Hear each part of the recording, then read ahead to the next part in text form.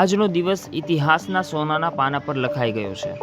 સુરતની પવિત્ર ધરતી પર એક દિવ્ય ક્ષણ સર્જાઈ છે, જ્યાં પરમ પૂજ્ય મહંત સ્વામી મહારાજના કળકમરથી કળશ પૂજનનો મહોત્સવ સંપન્ન થયો।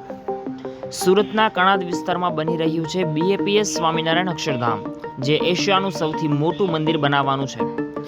આ માત્ર એક મંદિર નથી, આ શ્રદ્ધા અને સંસ્કાર અને આધ્યાત્મિકતાનું જીવંત પ્રતીક છે।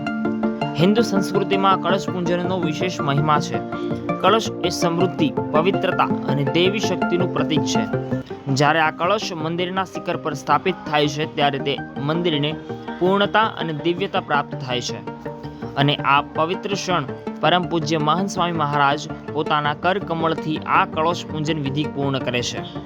આ માત્ર વિધિ નથી, આ કરોડો ભક્તોની ભાવનાઓનો ઉત્સવ છે। આ એક ઇતિહાસ છે જે પેઢીઓ સુધી યાદ રહેશે। આ મંદિર માત્ર સુરત માટે નહીં, પરંતુ સમગ્ર વિશ્વ માટે ગૌરવનું કેન્દ્ર બનશે, જ્યાંથી સંસ્કાર, સેવા અને શાંતિનો સંદેશ સમગ્ર માનવ જાત સુધી પહોંચશે। તો આવો આપણે સૌ મળી પ્રાર્થના કરીએ કે આ પવિત્ર કાર્ય સફળતાપૂર્વક પૂર્ણ થાય અને આ મંદિર વિશ્વમાં શાંતિ અને પ્રેમ ફેલાવે।